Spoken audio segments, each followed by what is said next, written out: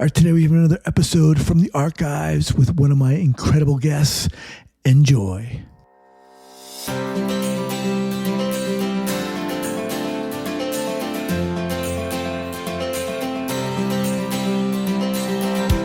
All right, welcome back to the Trauma Therapist Podcast. My name is Guy McPherson.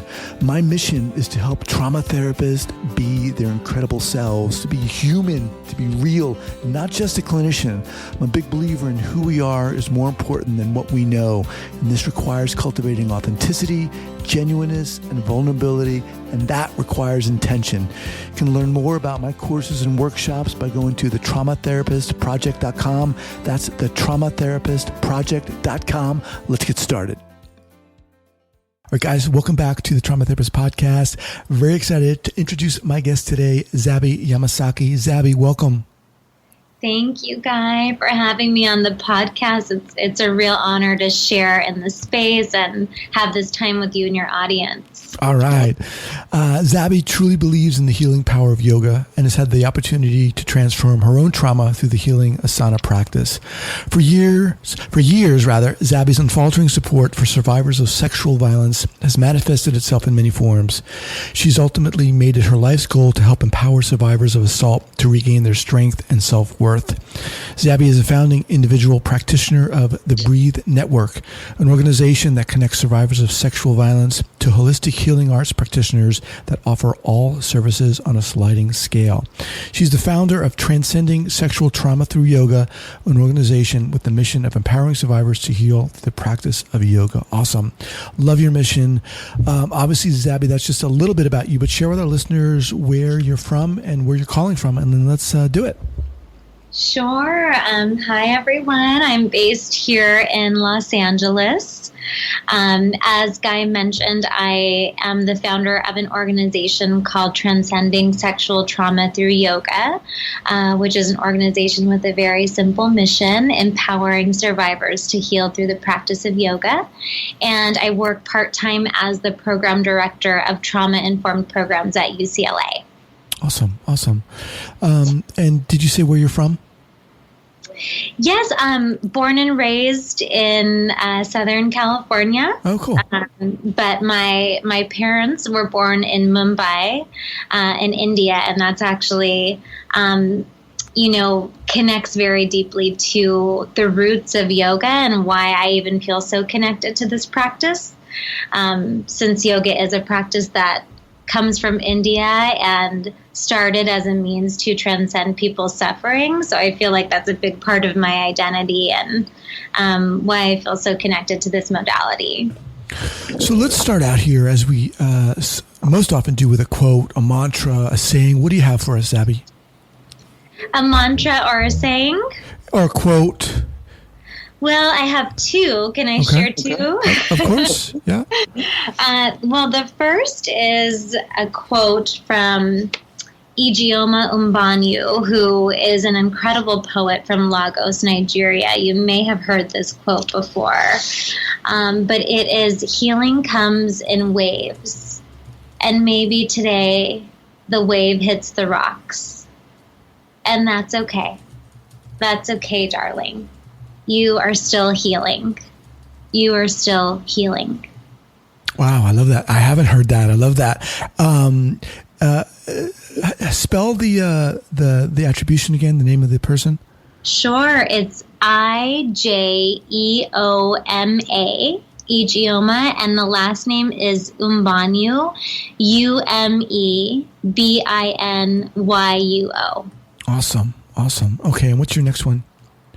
So the next one is a longer one. It's from a woman named Danielle Capoque, whose writing was actually guided by sort of this concept of unapologetic vulnerability.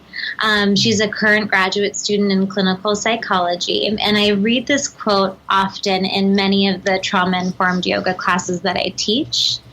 And it goes, "Most of my life has been spent trying to shrink myself, trying to become smaller, quieter, less sensitive, less opinionated, less needy, and less me.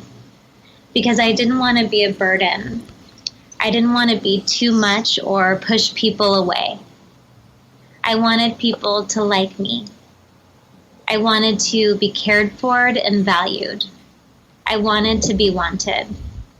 So for years, I sacrificed myself for the sake of making other people happy. And for years, I suffered. But I'm tired of suffering. And I'm done shrinking.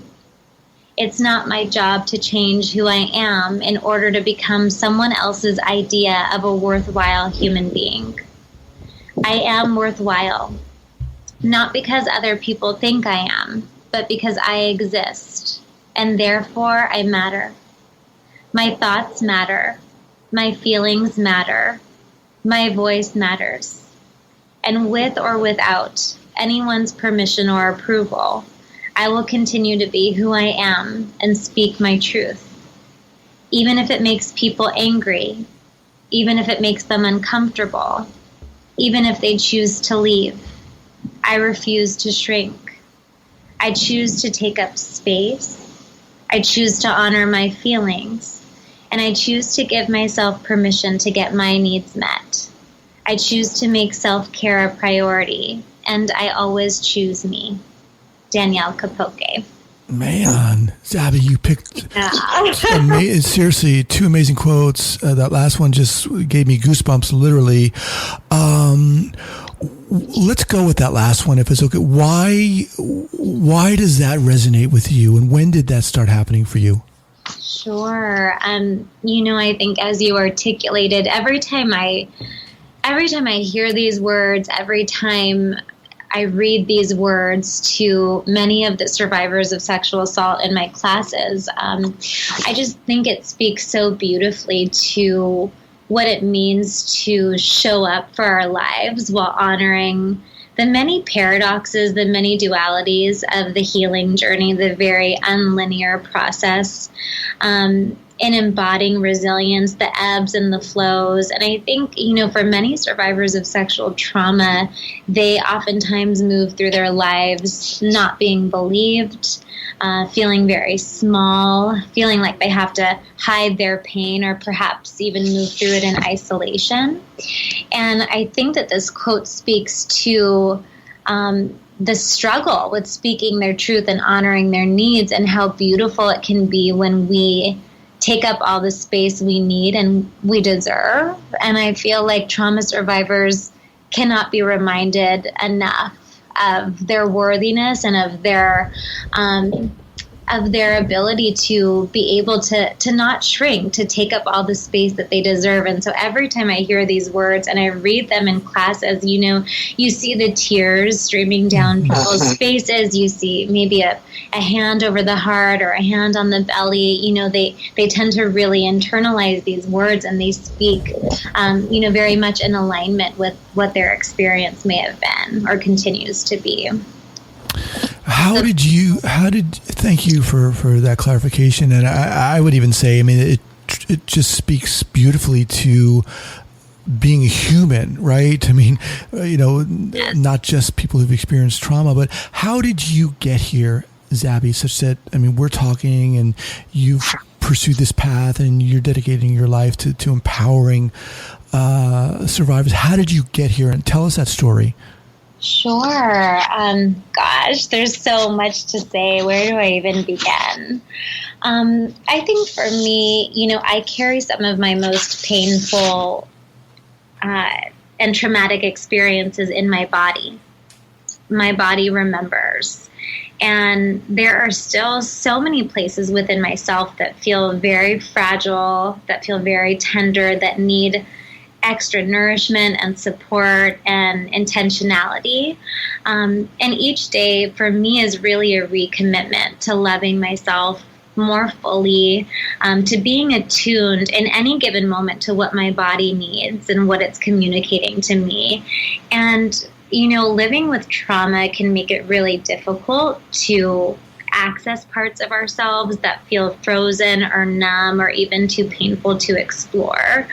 And for me, as a survivor of sexual trauma, I spent years searching for a cure to my suffering. I suffered quite viscerally from the impact of my trauma, whether it was, manifested as overwhelming anxiety or GI issues or flashbacks, nightmares, toxic relationships, overworking. The list goes on. It really wasn't until I arrived to the practice of yoga that I recognized that reclaiming choice with my body was going to be an ongoing process for the rest of my life. And when I was within the four corners of my mat, I started to recognize that I could protect my energy, that I could protect my peace. I gradually started embracing relief and joy, even if those moments were really fleeting for me. The practice of yoga has helped me find words for what those internal sensations are communicating to me. But the practice has also given me permission to move forward when there are just no words to do justice to what I'm experiencing. And I think it's allowed me to take control of my healing in very profound ways, helping me feel more grounded, helping me really get into my window of tolerance, starting to notice when I might be moving in and out of dysregulation.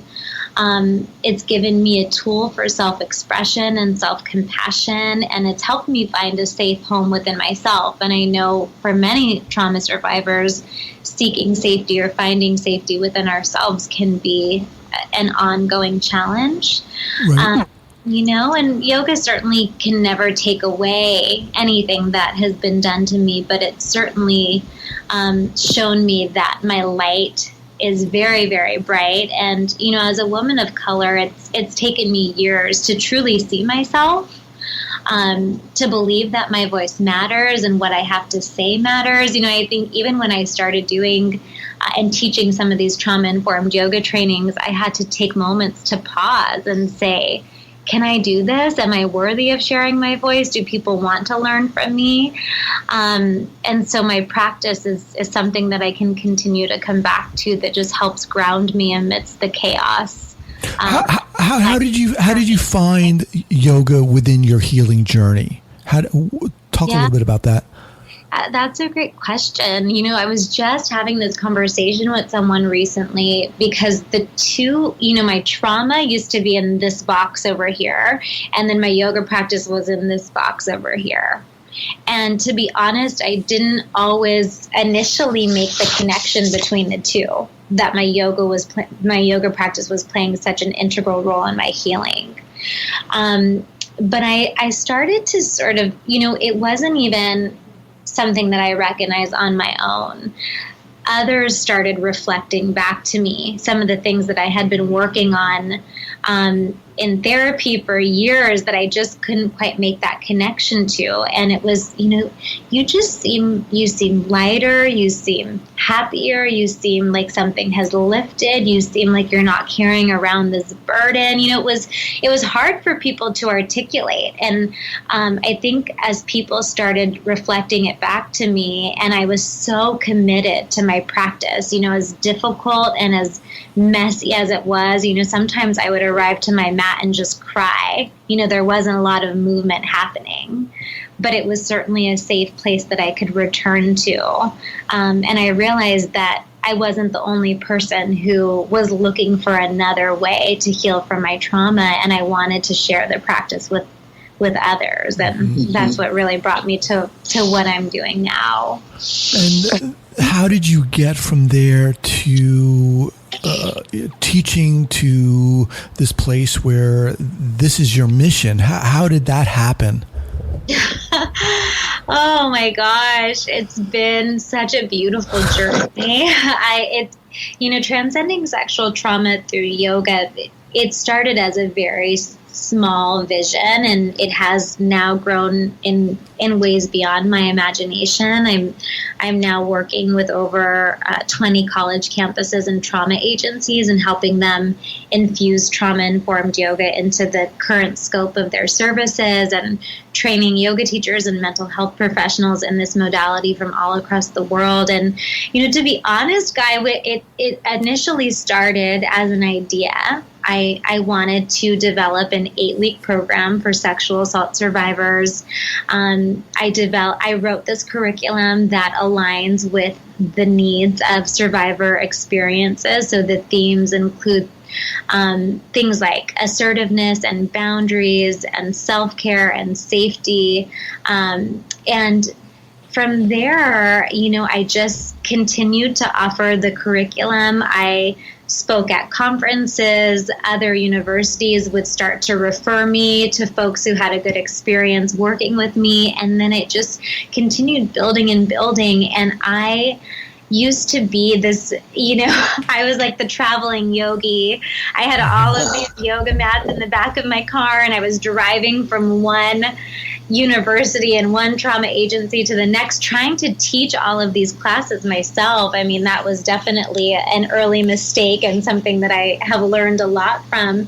And then I realized, I want to teach this modality. I want to teach what I've learned from holding space for trauma survivors within these various yoga settings. I want to share it with other people.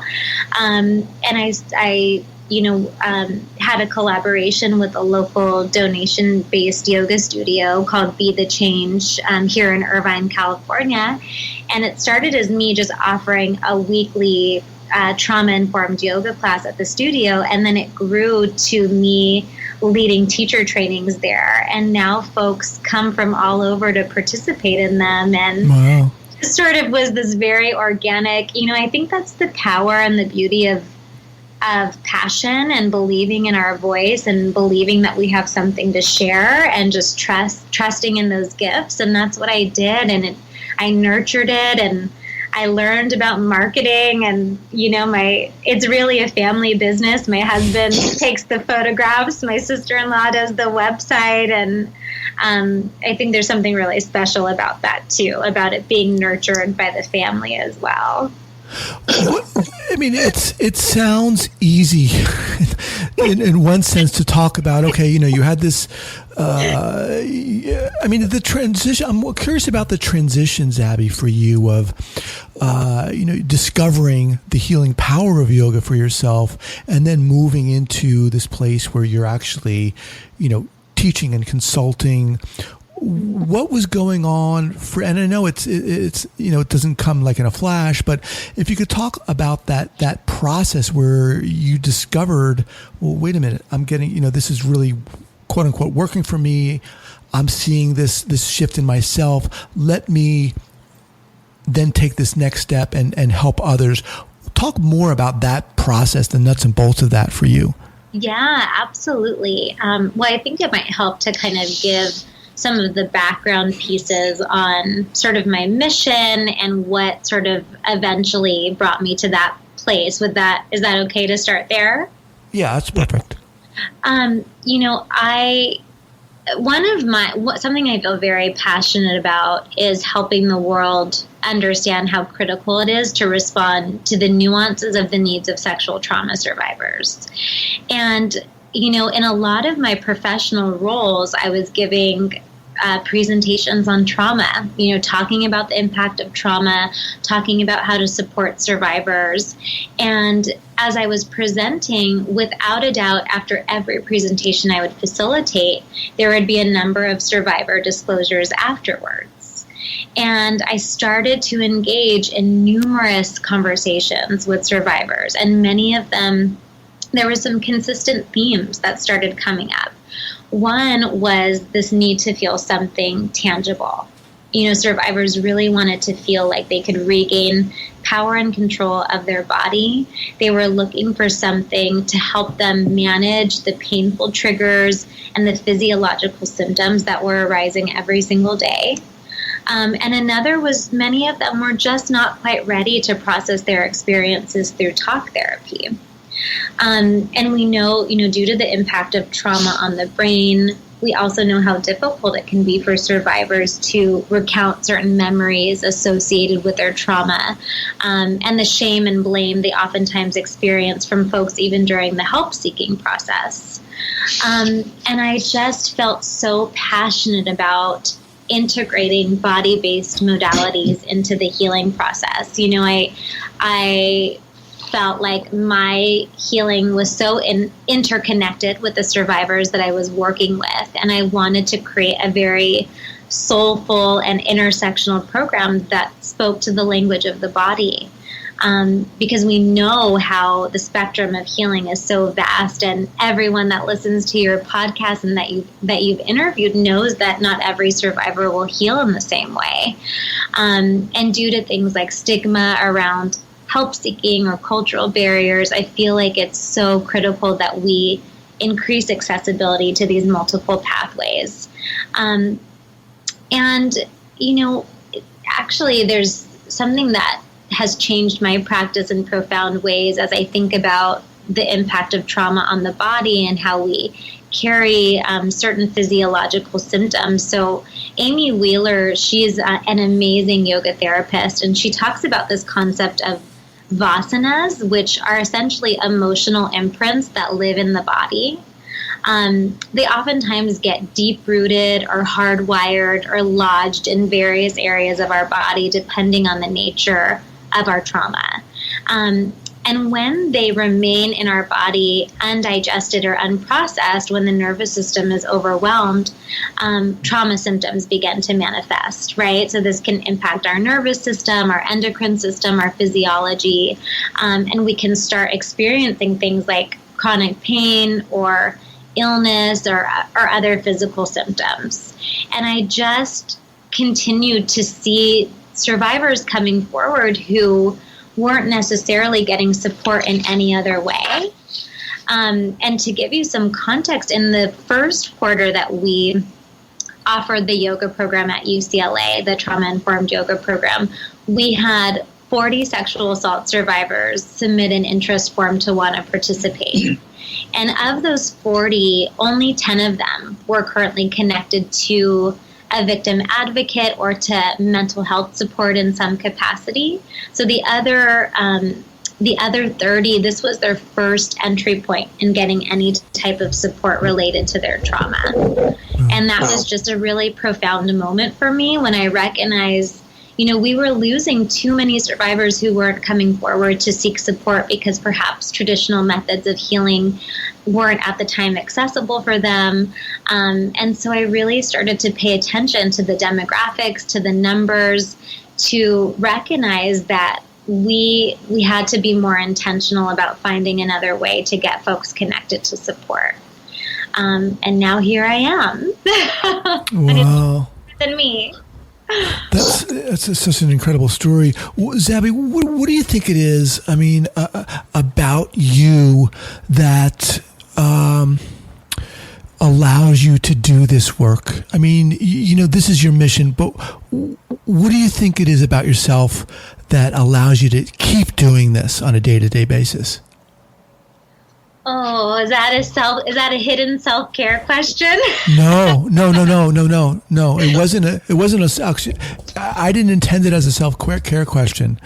But I'm just curious, what do you think it is that allows you, not in an endurance sense, but in a kind of quote unquote your why sense? Yeah. Oh gosh. I think that there's so much that I want to say here. And I like to talk a lot, so I want to be thoughtful about what I say. But I feel very committed to helping survivors find this balance between safety and vulnerability, between grief and joy, constantly reminding students that they're never alone in their struggle. in the healing spaces that I strive to cultivate in this work, the community feel is very palpable. There's something that's really powerful about survivors coming together in community, breathing together, moving together. Perhaps they're not there to talk about their past experiences of trauma, but there's something that really shifts in the room. And it's such a beautiful process to be witness to. And I think that, when I started paying attention to the difference between how I felt perhaps when I was out there doing trauma presentations or doing outreach, running from one presentation to the next or one meeting to the next, and then the difference between how I would feel after those days versus how I would feel after leading a trauma-informed yoga class. The energy that I had at the end of the day was vastly different. I was doing something that I felt passionate about and connected to, but not in a way that overwhelmed me. I've really been thinking about this question a lot of, how can we do what we love but not be overcome by it? Right. And it's sort of thinking about the concept of trauma. I really feel like I've been thinking a lot recently about how overworking is a big symptom of my trauma. And I never thought about it that way. And the more that I've given that concept in being intentional about it and taking the space I need and being committed to my own rituals, it allows me to honor the responsibility of what it means to hold space for others. Yeah. So I think, is that making sense? I have so many thoughts that I'm... No. Yeah, it's making a lot of sense, and I just think that your process and your journey and listening to how it's unfolded is it's really inspiring. I mean, I love talking to people like yourself who are on a mission and especially with this topic. I mean, it's just so crazy. I mean, in your experience, currently, are you seeing more people willing to, get help, willing to raise their hands and say, you know what, I need help? What's your experience? You mean as a result of participating? Yeah. In the yoga program? Yeah. Yes, absolutely. Thank you for asking that question, because I have found that for many of the survivors that I've worked with, that yoga provides a different entry point for folks to seek safety. And we're finding that many survivors, not only through the yoga program are they gaining tools to help manage symptoms of PTSD or anxiety or depression. It's helping them manage triggers or panic attacks as they arise, but it's also empowering them to seek additional resources in their recovery. And so, when I'm giving presentations on trauma-informed yoga and thinking about sort of the multiple pathways and multiple approaches to care, I oftentimes have a slide up that has different bubbles, the survivors in the center, because their trauma-informed care is, holds this deep knowing and this deep belief that the survivor is at the center of their own experience, but there's many different resources that are available to them, and it can feel so overwhelming to know where to begin. Do I go speak to the victim advocate? Should I go to the support group that's only running once a month? Or should I make an appointment to meet with a therapist, but I don't know how to find a therapist who's a good fit? There's so many barriers to navigate in the process. And as I think about all of those resources that survivors are oftentimes presented with, I think about, gosh, how can we not give them the tools to help balance their nervous systems as they start to sift through all of the chaos of, all of this information. we need to give them the tools to help find that safety and find that support within themselves so they can make informed decisions about what they need and what best serves them. And so I'm finding that the yoga program has really been integral to that. And it's allowed me to work so collaboratively with my colleagues. For, many survivors decide after the yoga program that they feel empowered to report their assault to law enforcement or to the Title IX office on campus because they feel so strong and stable in their body, and they've developed this incredible community of support, or they're ready to address their medical needs, or they feel like, wow, I've processed a lot of trauma in my body. I want to talk about it with somebody. Will you help me with that process? And it's beautiful to see the resources working so collaboratively to best support the needs of the survivor. So I just want to remind everybody that I'm speaking with Zabie Yamasaki, and she can be reached at zabieyamasaki.com. Links will be up at the show notes page at the traumatherapistpodcast.com. All right, Zabie, let's kind of shift gears here and have you offer a go-to book or two, whether trauma related or yoga related or not. What do you recommend? Oh, just one? No, you can do two. Okay. My all-time favorite is Yoga for Emotional Balance by Bo Forbes. She's an incredible yoga therapist based in Boston. Okay. And I also love the book Survivors on the Yoga Mat by Becky Thompson. Okay. She's actually been a past guest here on the podcast. She has? Becky Thompson, yeah. So that's Survivors on the Yoga Mat by Becky Thompson and Yoga for Emotional Balance, Simple Practices to Help Relieve Anxiety and Depression by Bo Forbes. Awesome. All right. So you, Zabie, so if someone wants to get in touch with you, or let me rephrase that, who should get in touch with you? Sure. So there's a number of ways that I work with folks. I offer 3-day in-person trauma-informed yoga teacher trainings that are open to anyone. So yoga teachers, mental health professionals who want to learn how to teach from a trauma-informed lens. That's both in person and online. And I work with survivors of sexual trauma teaching classes in the community here in Los Angeles and also online. And I work as a consultant for a number of trauma agencies and universities. So if folks are interested in learning how to start a program at their agency, I'm happy to support in that process. Awesome. Okay. And the best way for people to get in contact with you is what?